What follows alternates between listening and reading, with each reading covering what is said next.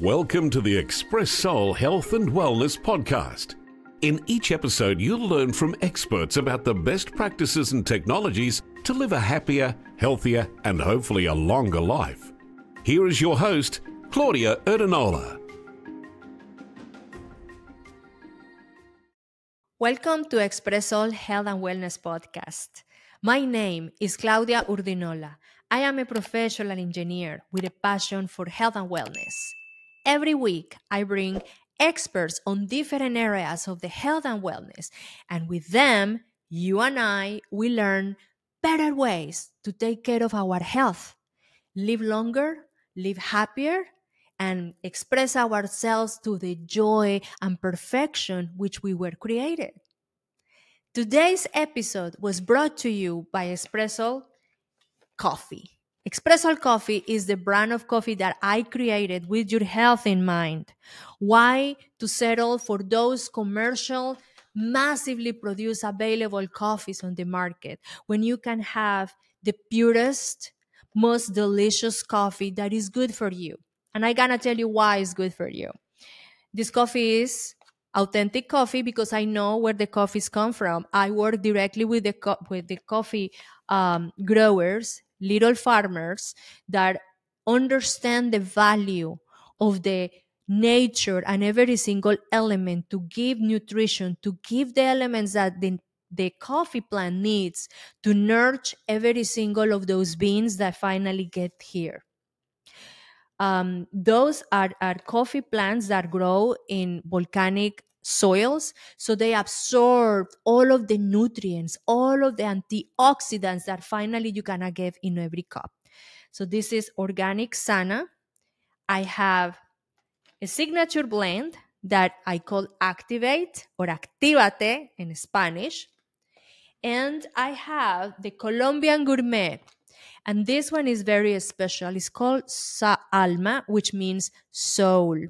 So this is the soul of the brand because it comes from a very special place in Colombia, South America, from the very high altitude mountains where the native Indian Skogis grow these plants in a mystical way. For them, every bird, every tree, the water, the structure of the water, the purity of the soil creates the divinity in each of these beans that finally get to you. So go to my website, www.expressoulcoffee.com, and I leave in the description box a special code for you, my listeners. So you will have 15% off in your order. And remember, shipping is free after 50, so take advantage of that. Also, for your convenience, we created the coffee pots that you have on each of the flavors. These are sustainable coffee pots, biodegradable. So please go to my website, expressoulcoffee.com, and order your delicious, healthy coffee right now. Our guest today is Dr. Stephen Hussey. Dr. Stephen Hussey is a board-certified chiropractor and functional medicine practitioner. He has a bachelor's degree in health and wellness promotion from the University of North Carolina, Asheville, as well as a doctor of chiropractic and master's in human nutrition and functional medicine from the University of Western States. In addition to working as a chiropractor in clinical practice, Dr. Hussey has worked with people all over the world, coaching them back to health. He sees the power of food, lifestyle change, and personal environment modification change lives every day. He is the author of the book Understanding the Heart, Surprising Insights into Evolutionary Origins of the Heart Disease and Why It Matters. So with us today, Dr. Stephen Hussey. We really value all of the information of the experts that we bring every week to our podcast. And we would like for you to subscribe to our channel. So please, if you haven't subscribed yet, subscribe here and hit the notification button so you will be notified every time we have new content in our channel. Also, follow us in all our social media outlets. Dr. Stephen Hussey, how are you? Welcome to Expressoul Health and Wellness Podcast. I'm doing well. Thanks for having me. Wonderful. We're going to have a great conversation today. Get educated about what is your passion, your mission in life. And first, just please tell us, what is your personal story? What was your health journey? What was that motivation to make you go deep and dive into this subject of learning how the heart works and learning on your own journey all of the myths and misconceptions about how the heart works? Yeah, I mean, just like a lot of people, I guess, or most people who put something like that out into the world, it starts with my own personal health journey, and, as a kid, like very young age, like 2 years old, I had a lot of like very inflammatory type conditions, everything from asthma to allergies to, irritable bowel syndrome. And I used to like break out in hives all over my body. And the doctors really couldn't tell us why. They just put me on like, allergy medications or prednisone or whatever. And ultimately that inflammation, it ended up with type 1 diabetes, so where my body, quote unquote, attacked itself. And now my body no longer makes insulin. And I was diagnosed with that at 9 years old. And so, yeah, my parents and I were just kind of thrown into this world of Western medicine where they were just helping us manage these conditions. And didn't really know any better about anything else. And so, I was going to endocrinologists throughout my childhood because of the diabetes, and just, it was, heavily preached to me that I am at higher risk for heart disease or vascular disease of different areas of the body. So I was more prone to like going blind and having, poor circulation and kidney issues and all these different things, associated with circulation issues or damage to arteries. And so, when I became an adult, two things happened. One, I really, remembered all those messages. So I, was like, oh, I'm predisposed to heart disease. So I always kind of took an interest in heart disease and trying to learn all I could about that and prevent it. But also in college, I realized that, I was starting to figure out that the way I live my life and what I chose to do lifestyle wise directly impacted my ability to manage these conditions. And I thought that it was interesting that no doctor had ever really told me that. They just told me to take my medications and take more insulin if I ate, but depending on what I ate. And so I found that interesting. And it's when I first started to try and get a little bit of doubt in that system, because I had planned on, going to be a medical doctor. But then I kind of lost faith in that a little bit when I realized they didn't teach me a lot of the things that I was learning, about health and my lifestyle. So I started to go different routes and explore different things. And, I went and got a chiropractic degree and a master's degree in nutrition and functional medicine. And I thought that was going to give me all the answers and everything. But it didn't. They're just formal educations, and they're good. They're good baseline educations to have, but they don't really teach you, what actually creates health, in my opinion, based on what I've found since. And so yeah, I'm happy to say that through all the changes I've made and lots of trial and error that I've done over the years, that all those inflammatory conditions are gone, except for the type 1 diabetes. I mean, that's kind of collateral damage that happened, and it will be there. But yeah, so, I started researching a ton about the heart, and I found all this information that was very contrary to what I was either told was normal physiology, or told by doctors. And so I eventually started sharing the information that I had on social media and stuff, and people seemed to like it. And so I wrote it down in a book, which was my second book, and now it's out there as Understanding the Heart. It's my book, and here we are. Wonderful. Yes, we're going to talk about your book in a little while. But you mentioned something that caught my attention, and you said that regardless of all that education that you were receiving, you were understanding through your own journey what creates health. What creates health, Dr. Hussey? Yeah, so largely when we look at like the health space or like, the health field, whether it's medicine or just biohacking or whatever, there's a lot of biochemistry. The people talk a lot about biochemistry, whether it's from, nutrition aspect or a pharmaceutical aspect or a supplement aspect. We talk a lot about chemistry, biochemistry. And there's a whole another aspect to human physiology that is, I would say, more biophysics.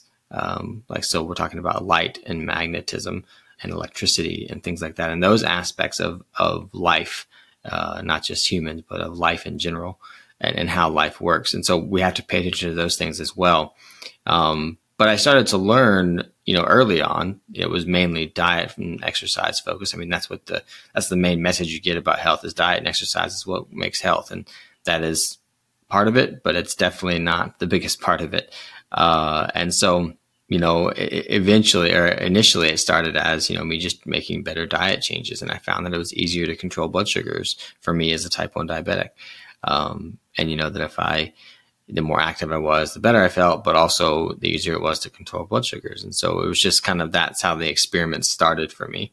But since then, I've learned that it's incredibly important to pay attention to different toxin exposures, or your electromagnetic field environment, or your light and circadian rhythm, or, not just what you eat, but when you eat, and what time of the day, and when your eating window is. Like, all those things are really, really important. And you could go on and on. There's so many different aspects of our modern lifestyles that are either positive or negatively affecting our health. But it's all about signals from the environment. Your body's not programmed to maintain health on its own. Like, your genes aren't there programmed to just maintain health. They're all getting signals from the environment. And so we have to give it the right signals, whether that's food or light or magnetism or whatever it is. We have to give our bodies the right signals to create that health. And, there's, I guess, a lot of information and debate on what the correct environmental signals are. And lots of it is ignored by medicine completely. Medicine is very focused on this biochemical approach because that's what pharmaceuticals do. They affect biochemistry. And so if all you have is a hammer, everything looks like a nail. So true. And especially, again, I am an immigrant. I am a Colombian American. And when I came to America about 18 years ago to live permanently, I was very surprised to see all of the commercials on TV. It was over and over and over. It was pill after pill. Oh, do you have pain in your legs? You may talk to your doctor about this medicine. They were putting all of those things on your face. And I talked to my husband. I was just like, why is so much focus into the pharmaceuticals? Honey, everybody's watching TV at this time. They have the people captured. They like to push these medicines and actually creating in their minds the images that maybe because they are feeling pain in their legs or whatever it is, they need this pill. So it's a lot of, I would say it is deep into the general culture, especially here in America, the pill fix. Is a pill for every single thing. And my next question, I think, is a little bit related with the bigger picture here. And again, I came from a very small economy and country, which is Colombia, South America. When I came to here, America is my wow country. I love this country very deeply. And when I see the annual spending on the healthcare, we're talking about over $4 trillion on 2023 alone. And I see that 80% of that spending is dedicated to chronic illnesses, one way or the other, to treat, to address. 80% on chronic illnesses in the number one economy in the world. So despite of all of those resources and technical advances, why our population in America is getting sicker and sicker? Yeah, it's because the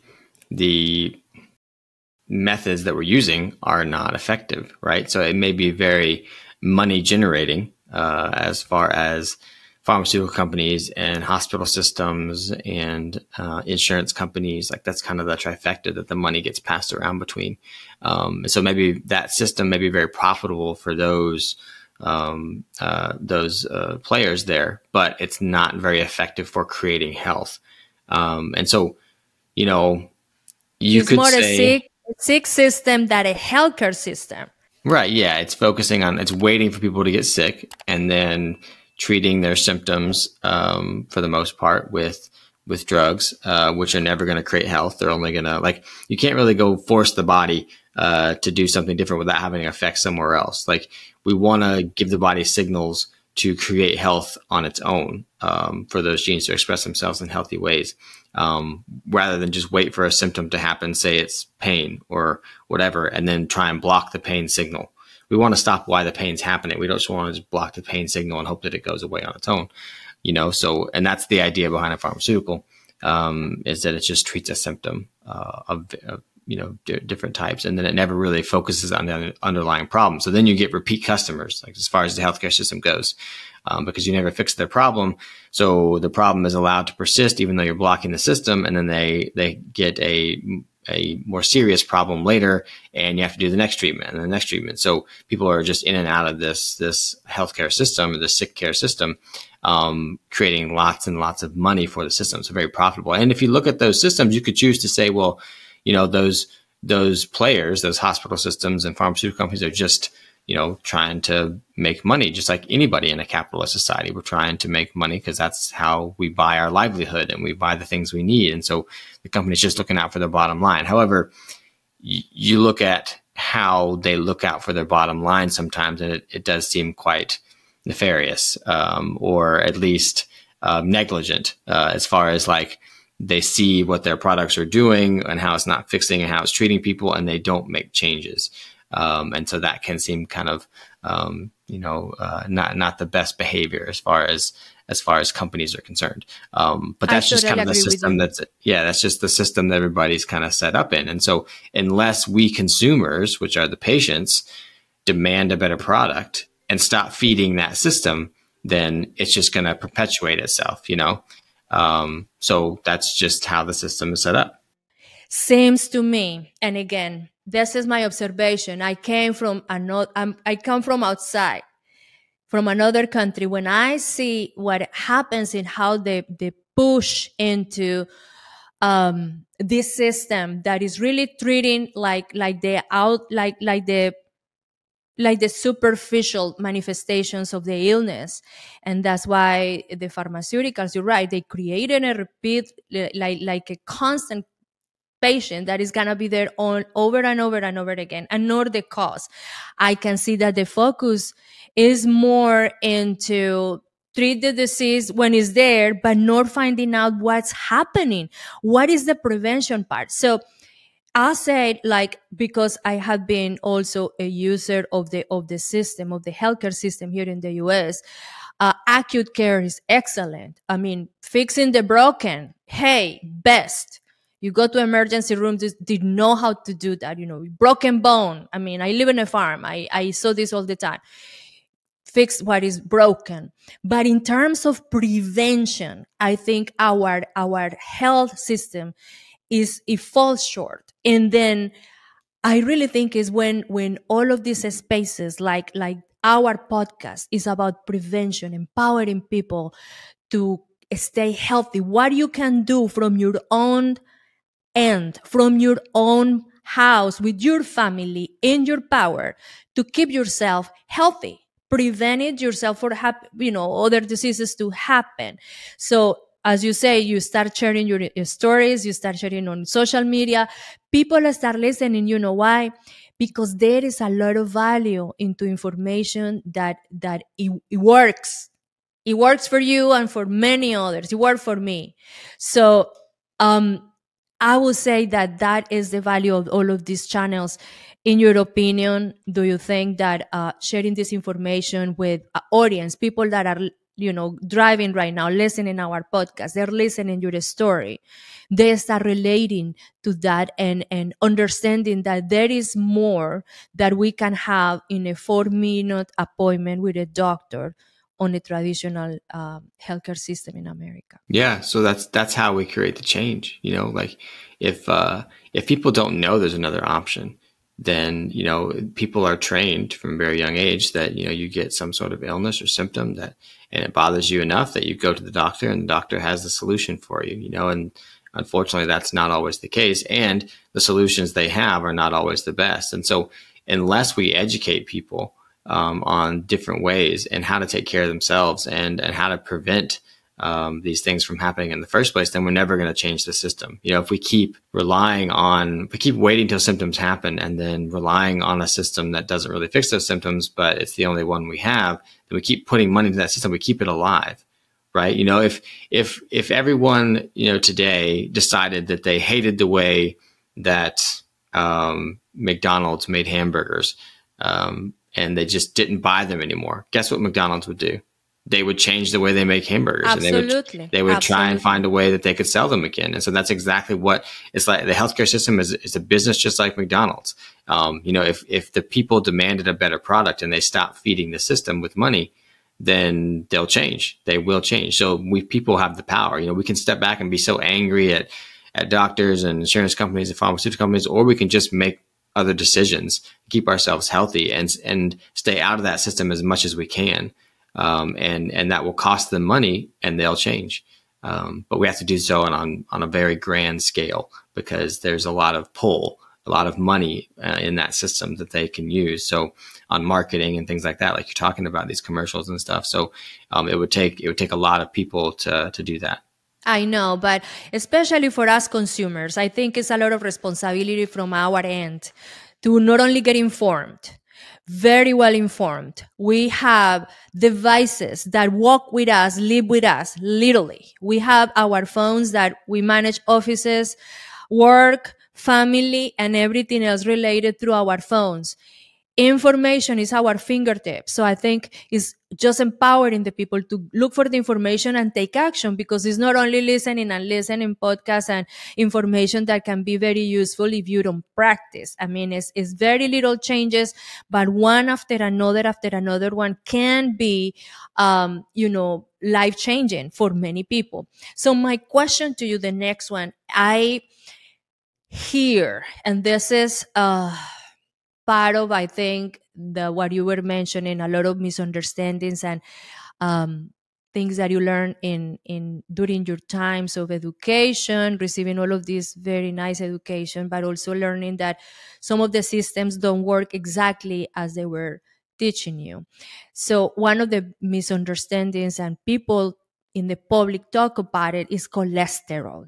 Dr. Hussey, why cholesterol creates so much confusion? Is really a good cholesterol and a bad cholesterol, and cholesterol is the cause of atherosclerosis. Can we tell our audience what is atherosclerosis, what really causes, and if cholesterol really is the bad actor here? Yeah.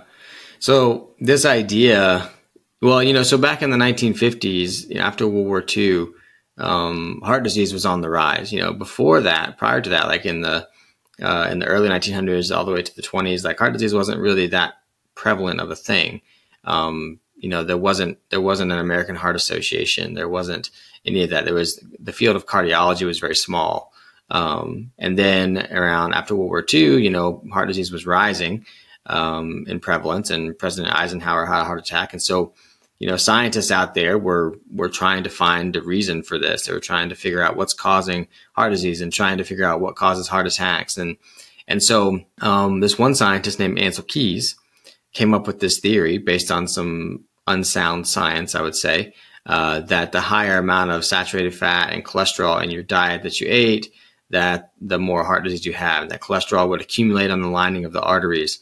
And that's what causes the plaque in the arteries and causes the hardening of the arteries over time. And, like I said, the research on that was unsound. As a matter of fact, when they tested that research, after the theory had already taken off, they tested that research with different clinical trials, and they found that the more saturated fats you ate, actually the healthier you were. But by that time, when they found those out, they just didn't really publish them, or they published them years later in small journals, so nobody really read them, because the theory that cholesterol did cause heart disease had already had a lot of financial backing from the food industry, like the grain and cereal industry and the sugar industry, but also the pharmaceutical industry had a lot of backing behind it because they had a drug that could lower cholesterol in the blood. So if you could blame cholesterol on something, then they could sell a lot of that drug. And to this day, statin drugs are one of the highest prescribed drugs out there, one of the biggest money makers for pharmaceuticals.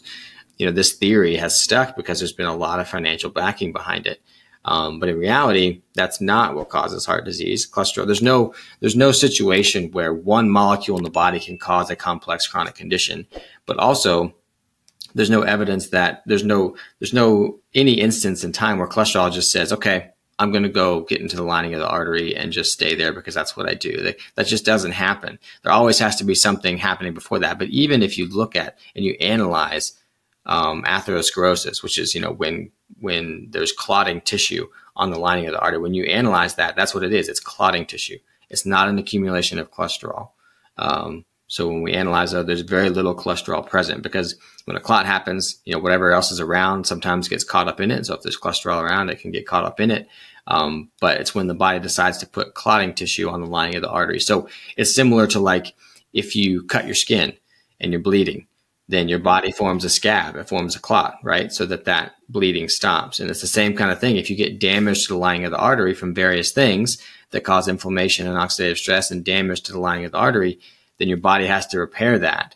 And if it can't repair that through normal mechanisms, like insulin signaling and just growth of the endothelia, then it forms clotting tissue.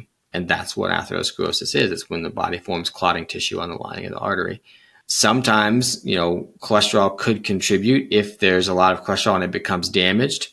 But the things that damage cholesterol are also the things that damage the lining of the artery. So it's not the cholesterol that's driving it. It's the inflammation and oxidative stress that's creating damage to everything that's around. So, your damaged cholesterol could be an indicator that you may be more prevalent or have more risk of atherosclerosis, but that's only because that's just sensing inflammation and oxidative stress. It's not that the cholesterol is this damaging thing. It's just that the mechanisms that create that damage are already there. So there's lots of different things that could cause inflammation and oxidative stress and lead to atherosclerosis. So if the cholesterol is not the bad actor here, and actually on the contrary, as you just explained, as is actually better for you, what are other factors that really are big players into the inflammation and oxidative stress that causes the blockages on the arteries if it's not cholesterol? Yeah, so there's lots of different things that can cause this inflammation. So one major one that people know affects their health, but it's not really emphasized that much, is psychological stress. If you look at acute stress, all the clotting factors in the blood go way up during an acute stress. So chronic stress, you're going to have higher clotting factors chronically rather than just an acute situation. So that kind of thing. But also, heavy metal exposures, just different toxin exposures, like everything from plastics to even glyphosate to even various plant toxins that herbicides and pesticides and things like that. So all those different things can create an inflammatory situation in the body that can damage arteries. But even things like endotoxemia, which is when the wrong type of bacteria get into the bloodstream, like from leaky gut or poor dental health, that's when those bacteria can leak into the gut. But even things like air pollution, like different toxins like that. But an inflammatory diet. So if you're eating a diet that creates a lot of inflammation, or you're eating a lot of vegetable oils that are easily oxidized, they can become damaging players to the lining of the artery. So lots of different things. But even like a lack of energy to the body. So it's not necessarily that we don't get all of our energy from food. People think we need to eat to get energy, and that's one way that we get some energy. But we also get energy from sunlight and from the ground, from the earth, like putting your feet directly on the earth, and from moving your body can create energy in the body through a positive electric effect. So like those different aspects of how we create electron flow that creates ATP are very, very important, because if we're trying to get all our energy from food, then we end up overeating calories, which can be an issue depending on the type of calories. But if we're not getting energy from the rest of our environment that like we should be, which we're very divorced from natural light and the earth and things like that these days, it can be a problem. Okay. And I got that because, and we talk about those various things here in my podcast, because I emphasize the fact that the normal people, us living in suburban areas, in cities, our style of lives are around the city life, the modern life. I used to live in a farm, and that's amazing. I can go back, if I want to. Right now, I'm established in the city. So being at the city, we need to understand that we have to create kind of like those situations when we have to reconnect with nature and get away from all of those factors that are draining our energy instead of giving us energy. And we're talking about all of the artificial electromagnetic fields and artificial lights. We're not walking barefoot on the ground as much as we used to when we were living in more rural areas back when our ancestors were in these lands. So I will say that we need to create more consciousness of people that being around nature, with nature, even if you have to go over the weekends, try to get parks and places where you can do these practices. It's not only like they're saying this, oh, this is the yoga people that like that. Oh, this is no. It is scientific evidence that for the functioning of a biological being, not only humans, we need those things. Definitely. Yeah. And it's just Definitely. and like when you start to realize that, and then you see how most people or the majority of people are removed from those types of environment, you start to understand, oh, this is why chronic disease is so prevalent, because we've removed ourselves from those signals, those environmental signals that literally tell your body how to be healthy, tell your body what time it is, where it is on the earth and what to do. And if it doesn't get those signals, we can't really expect it to do much else besides express symptoms of illness. Absolutely right. And now, basically, what I was actually listening where you were coming from, because you had an evolution from the before you to the now you, healthier and more an understanding of how our biology works. You're right. Right now we have all of this explosion of information about the biohacking. Hey, I'm number one. I'm there reading every single thing, listening, practicing as much as possible peptides or minerals or this or that. My infrared sauna that I love and adore. I talk about all of those things here all the time. But I would like for you to share with us, what were those major changes that you implemented from your previous life? And let's talk about food, to bring you back to health. Where were those major changes in your dietary, protocols that now you say, because of those changes, I brought myself to healthier me? What were those changes?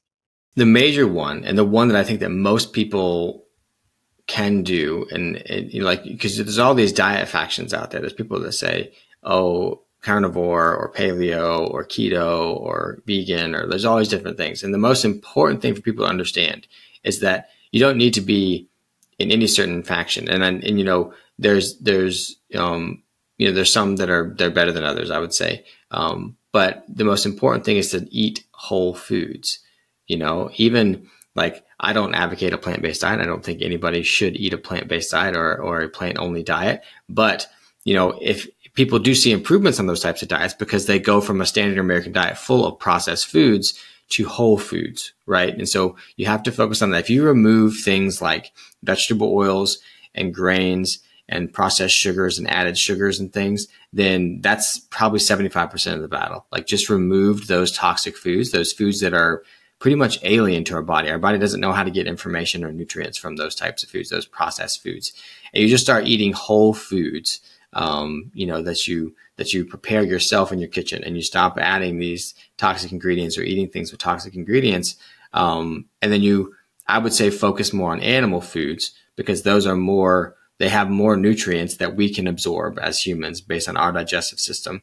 And so if you do that, you eat whole foods and you focus on animal foods, then that's really all you need to do for most people, for diet. Now, there's some people that are only going to experience health if they go, super low carb, which for me is really helpful because I'm type 1 diabetic. I'm trying to manage blood sugar. So super low carb is a good idea for, and there's some people that are going to benefit from going 100% animal foods, but it's going to be different for the person. So we shouldn't be dogmatic about it. We should just know that you got to remove those toxic processed foods and eat whole foods. and you're going to do yourself a lot of favors. And then the other important thing about food is not just what you eat, but when you eat it. There's studies that show that when you eat is actually more important than what you eat.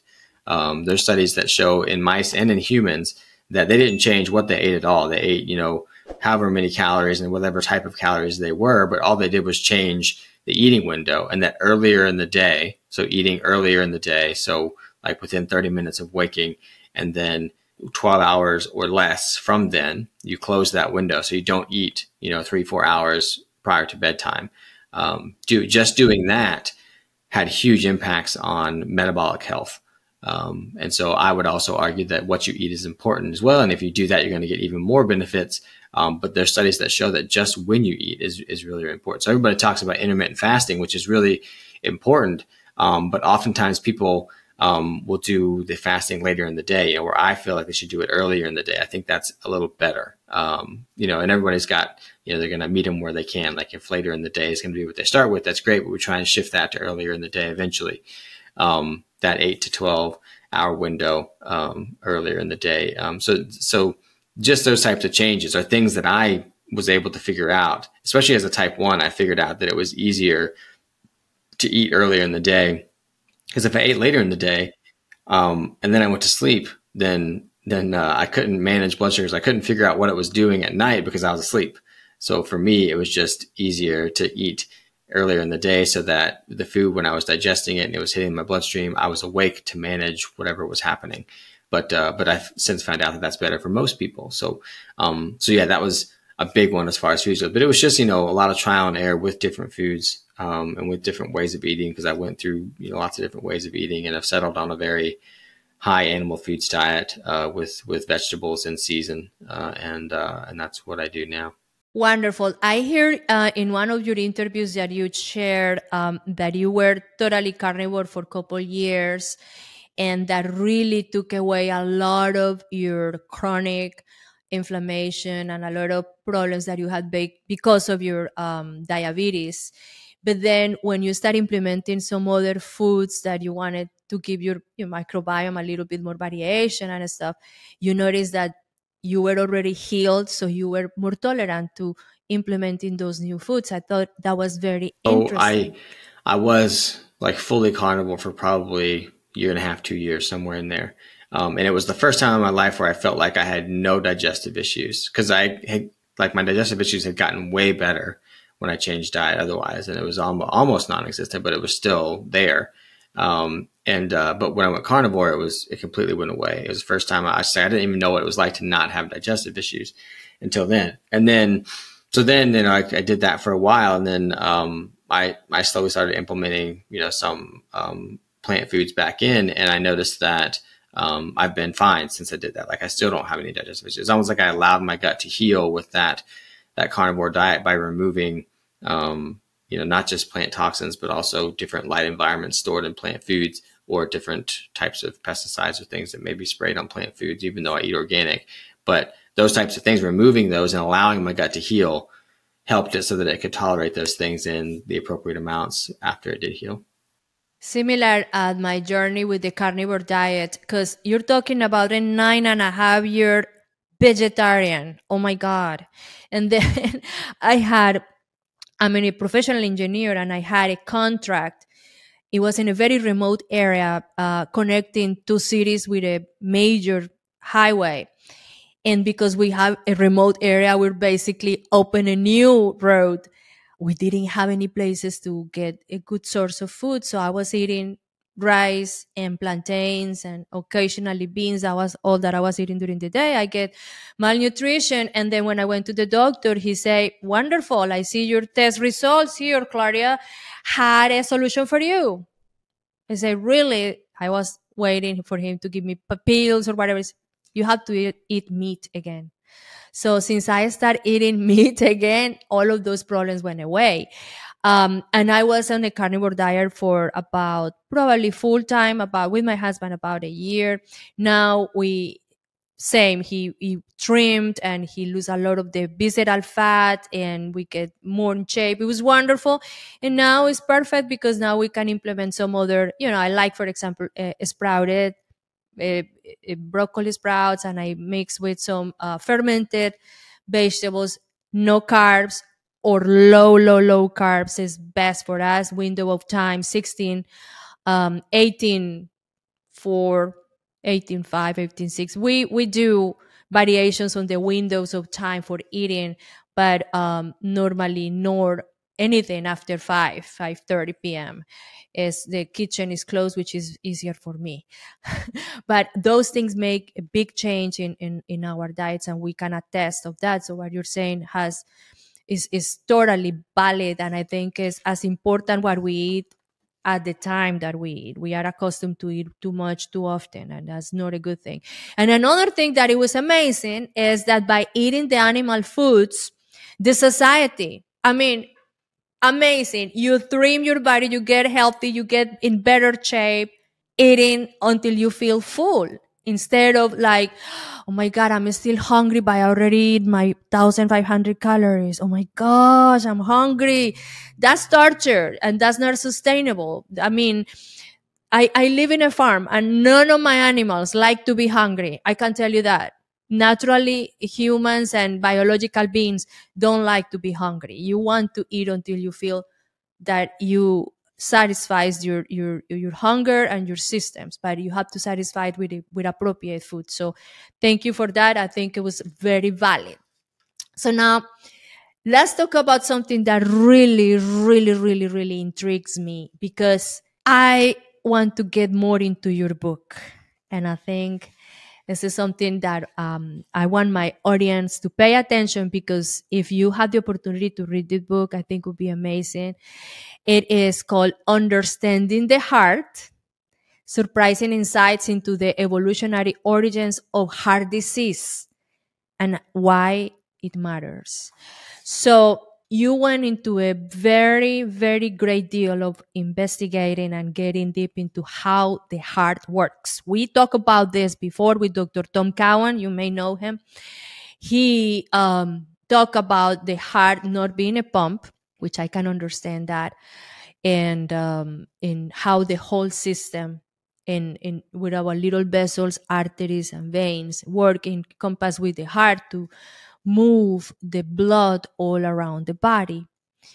I would like for you, Dr. Hussey, to give us your best way of telling our audience, forget about the heart, it's just the heart. It's not only the heart. It's not located here and that's it, isolated as traditional medicine has told us. It's just the heart. Heart disease is only the heart. Why all of that peripheral, all of the system is so important, and how everything works together, and why it's so important that we pay attention to these factors as nutrition, stress, and other components that you mentioned here are so important into the health of the heart. Yeah. So, I mean, the heart is, it has so mitochondria in our bodies that make ATP. They also give off light, also give off electromagnetism, electromagnetic field. They're what give the body this electromagnetic field. And the heart has some of the highest density of mitochondria in the entire body, which gives it a very high electromagnetic field. So it has an electromagnetic field that's tell our audience what is mitochondria. Structures in our cells that make our energy or make our ATP, which does various things in the body. So they use electrons from different environmental sources, whether it's food or light or contact with the earth, to generate the production of ATP and structured water and things like that. And so those things also generate magnetism, electromagnetism. And so the heart has the highest electromagnetic field of anything in the entire body. It's 5,000 times stronger than the brain, which you'd think the brain would give out this high electromagnetic field because it's very electrical in nature, but it's actually the heart. And so the heart is the only organ in the body that can, quote unquote, touch through this electromagnetic field every other cell in the body. So it's kind of the driver of what creates coherence in the body. So coherence is when all aspects of a living system are kind of on the same page. And when they're all on the same page, they can do what's best for the system as a whole, right? So if we don't have good coherence, then certain tissues of the body may be acting what's in the best interest for themselves, or certain cells may act in the best interest for themselves, which, to me sounds like cancer. A cancer cell is not doing what's best for the whole. It's just, rapidly dividing and doing what's best for it. Whereas if we create coherence, then that doesn't happen, because the whole system is communicating and operating in a way that's what creates the system, the health of the system, so that it can sustain itself. And so the ultimate measure of coherence, we measure actually through the heart, which is called heart rate variability. So your measure of how well your body is intercommunicating and acting in what's best for a whole is measured through heart rate variability. And heart rate variability, can be described by a lot of people as balance in the autonomic nervous system, which is the system that's perceiving our environment and telling us if we're in a safe or stressful environment. And so, but it's also this signal that the heart is giving, because the heart can touch every cell in the body, that, hey, let's be coherent. Let's be all working together as an organized system. And so it's really, really important to keep our hearts healthy and to keep that heart rate variability where it should be, so that we are communicating this coherence. Because health is all about communication. It's about, like I said, like, what are you communicating to your body as far as the environment?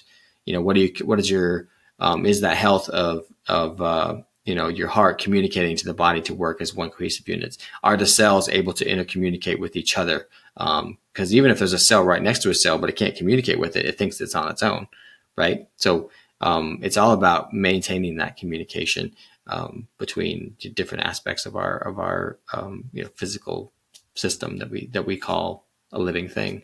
So the coherence between all of those components, electricity, magnetism, light. What about the blood? What about the structure of the blood, the component of the water? How important is that structure of the water in creating that biochemistry that helps? So the heart doesn't just communicate through the electromagnetic field that it gives off. It also communicates through the vascular system, which is why it's so hooked up with it.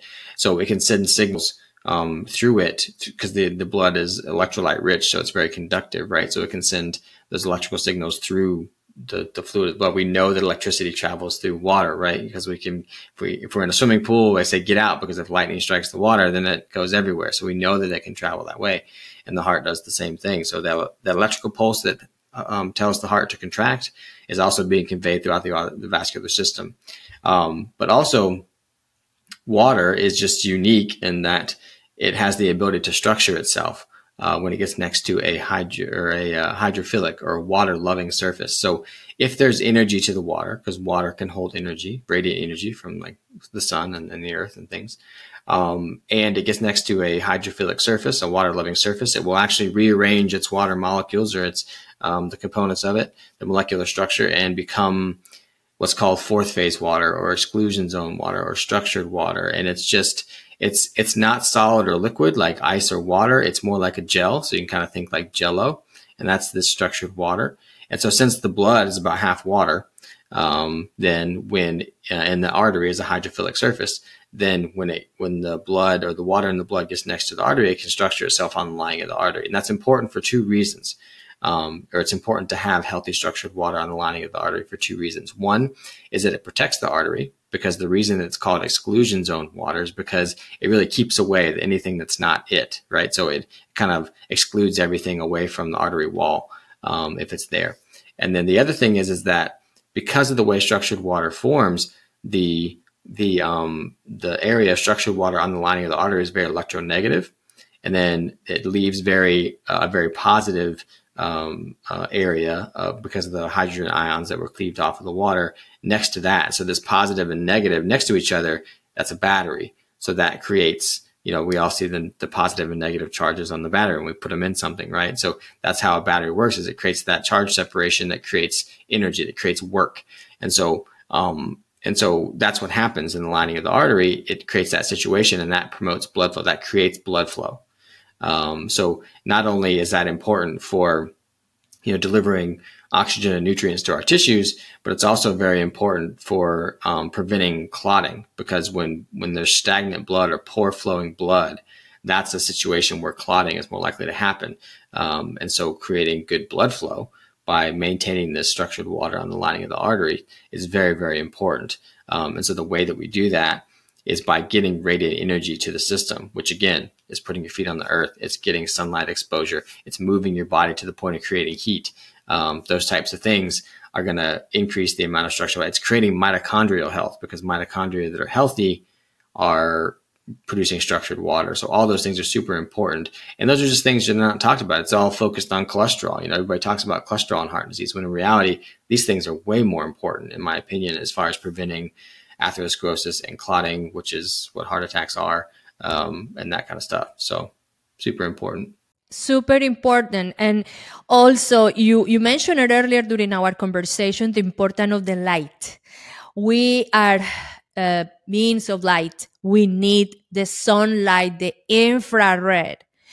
And then I want to talk about the infrared saunas, Doc, because I'm telling you, if God is telling me, Claudia, I'm taking you with me, and I know you can't take anything with you, but because you're nice, I'm gonna let you take one of your belongings with you. I'm taking my infrared sauna with me to heaven. I adore that machine. And it's for a reason. I can attest of all of the good benefits of getting there every night, and I do. Very rare is the day that I don't get there. Most of the times, even when I come from traveling, at the time that I'm arriving on my house, I throw my suitcases, put my infrared sauna to heat up, get there and sweat. It's extremely, extremely beneficial for the cardiovascular health. I mean, I want you to tell us why, and why people are not talking more about an intervention that our Native Americans and Native and Central America and South America and all over the world knew that there's benefits of receiving the heating up the body, bringing the coherence that you mentioned. Yeah, it's incredibly important for us to function. So let's talk about the infrared. Yeah, so cardiovascular explaining health. all that stuff about how light energizes water, it would make sense that a certain light therapy would affect that water. And so infrared sauna or infrared light is the most absorbed by water. So when we look at the water's ability to hold energy, infrared is what allows it to hold the most energy. And so the original source of infrared is from the sun, so sunrise and sunset have higher infrared light. But when you talk about the sauna, we can get this more therapeutic dose within the modern world, right? And so it's, when you look at the research on infrared sauna use in things like heart failure and atherosclerosis, I am just so confused about why they're not used in cardiology everywhere, because the research is so profound as far as like its effects on preventing or treating heart failure, but also healing the lining of the artery, which makes complete sense, because in heart failure, the blood's not flowing like it's supposed to. We're starting to get pooling up a fluid. The heart's expanding because it's forced to be more of a pump than it's supposed to be. And so when we get that infrared light on there and we get the blood moving, it takes pressure off the heart size decreases, goes back to normal. The swelling goes down in the tissues. The ejection fraction is increased. It's phenomenal.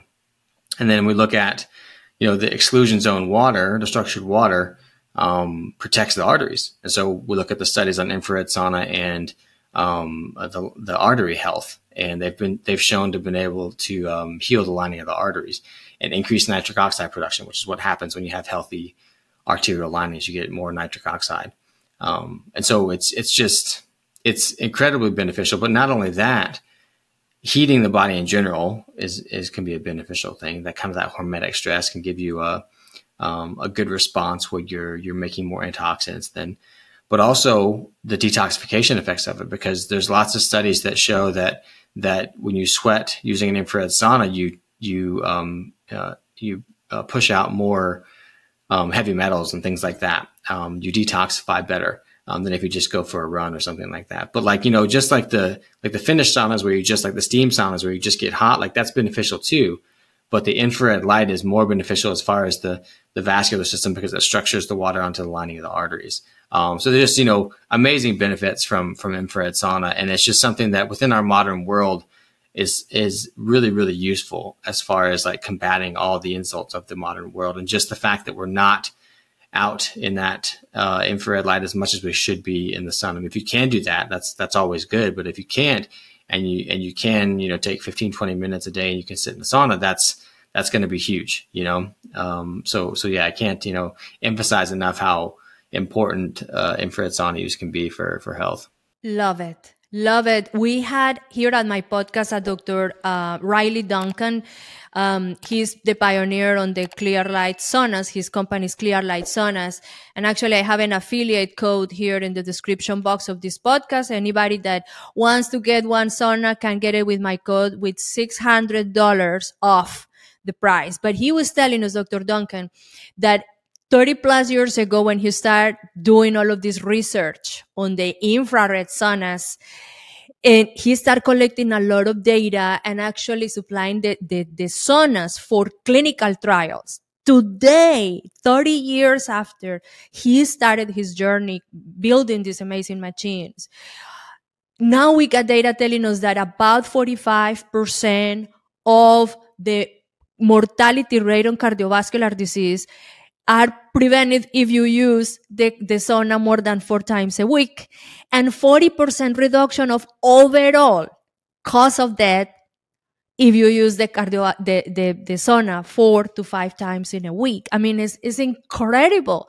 Most of the gyms in America have a sauna, an infrared sauna now. They're so convenient and small, and anybody can have it now.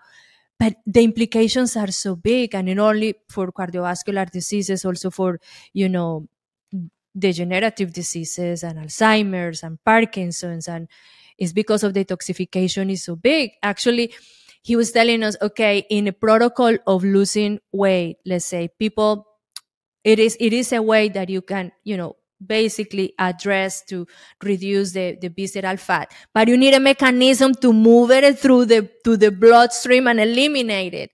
And the saunas are very effective on doing that. Again, I'm taking mine with me to heaven. Good plan. Not a joke. Just kidding. I love it. Anyway, I want to finish our conversation here, Dr. Hussey, empowering our audience with a message, because all that we're doing here is bringing this information. Every week I bring a different expert in different, areas of the health and wellness. I consider that the overall health, the human health, is a system. And you're right. Out there are people that get very advocate to one thing and one thing only. I like to look at this as a wheel. I call it the wheel of health. And each of those aspects is like one of those spokes holding the wheel of health. So we got carnivore diet can be one. We have keto diets. We can have exercising. We have mental health. You're talking about stress, how important, how it can affect in our cardiovascular health, stress, management, spiritual health, everything component, all of those spokes on the wheel of health. I would like for you to give us, like, if you have to summarize in 5 different aspects, 5, to the general population, the listeners that are right now paying attention to your message, 5 things that you can be doing right now to effectively affect in a positive way your state of health. So, which ones would be those? I'll start off by saying that lots of times people get really overwhelmed by, like, they're trying to get healthier, and they just get all this information out there that's coming in at them, and they don't know what to believe, and they just get really overwhelmed. But it's actually quite simple. And like when you're asking yourself, like, oh, is this good for me or bad for me? It's really quite simple. Just focus on what's real. And I'll tell you what I mean by that. So there's lots of things in our environment today that are just not real. I consider them like hyper realities. Medicine can be seen as a form of hyper reality. Blood work can be seen as a hyper reality. These are, or even, the medical research can be seen and as a hyper reality. These are things that we consider more real than what's actually real, right? So when I talk about, if I'm going to give you 5 things that are best for your health or things that you can do, it's focused on the things that are real. Okay. So things that are real in your life. So that means get real light, not processed light, not modern processed light. You want to get real light at as many different times throughout the day as you can. You want to eat real food. Okay. So stay away from these very processed, these fake foods with all these different crazy ingredients and things like that, with all this flashy packaging. Like, eat real food, and focus on those animal foods, because that's what's, really going to nourish your body. Have, real contact with the earth. Like, tell your body where it is and what it's doing. So put your feet directly on the earth, or put, some skin exposure directly to the earth. That's real. It's not these man-made concrete and rubber and things like that. It's actually what's real, what humans have been around for, millions of years. Have real relationships, so, these days we are literally, we have so many different relationships. Many of them are kind of virtual, right? They're not, we have like millions of Facebook friends, but how many of those people are really like someone that, we connect with and know? Right. Yeah. And how many times, unfortunately, it's getting harder and harder and less common that people go out and see each other face to face and have real relationships, and so, cultivate those real, positive, loving, meaningful relationships. Those are really, really important. And stay away from the more superficial or toxic or virtual ones if you can. Obviously there's benefit to staying connected to people, through technology. That's okay. But never let those replace your real in-person relationships. And then I would say, think about a real electromagnetic environment, right? So that's very important. Be very conscious of, these frequencies that aren't necessarily compatible with our bodies. We're all letting off an electromagnetic field. Every living thing is, right? And the earth is letting off an electromagnetic field. And those electromagnetic fields are compatible with our physiology. They're going to tell us to do good things.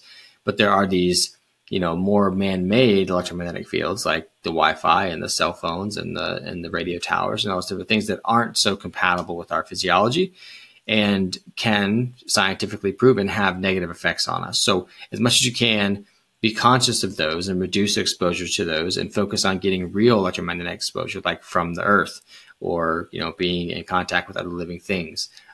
Those are the electromagnetic fields that are really important. So those are the things that I'd say focus on. And, when you think about what you're exposing your body to, is, again, think about what's real, because that's the only thing that we really know creates health in humans.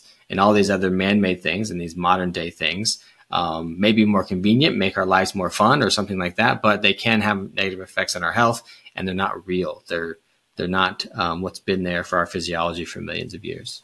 Are you hopeful of the future? And with all of this technology and advances, where do you see that the evolution of the heart diseases treatments and preventions are going? Yeah, I think people are smart. I think people will figure it out, and they will make the right decisions. They just need the information. And so if the information, which is why I do things like this, because I want to get the information out there. Even if people, I don't necessarily think that I'm right. I think that I'm right, but like, if people don't believe me, fine, go prove it to yourself, go do the information, but care enough to actually go prove it to yourself rather than just listen to people. So that's the important thing, because once you start investigating, I think people are smart enough that the right decisions will be made, and that will push humanity in the right direction. But if we just sit back and listen and do as we're told and whatever, then I think that's a recipe for maybe humanity going the wrong direction. Because I think that there are people out there who intentionally or unintentionally want humanity to go a certain direction. And so we have to kind of wake up and advocate for ourselves and learn for ourselves, and take back control of ourselves and, especially our health. That's kind of the first step. That is great. Thank you very much for that message. And for you, my audience out there, all the information of Dr. Stephen Hussey is going to be in our description box, along with the links to his website, his social media outlets, and his book that you can buy now in Amazon and other retailer stores Get it, get informed. We have information at our fingertips.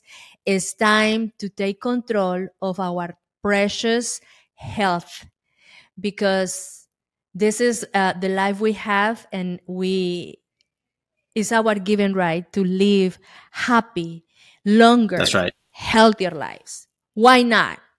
Just go for the run, go healthy, go happy.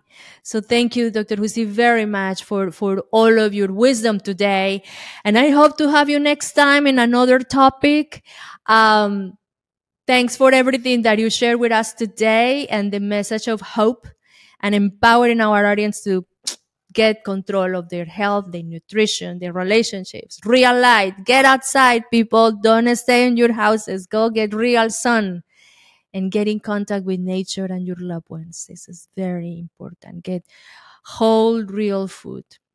Appreciate it, Dr. Hussey. If you like the content of the podcast today, please subscribe and hit the notification button so you will be notified every time we bring a new expert, a new doctor, a new specialist in health and wellness, teaching us this wonderful information so useful to you and to many others.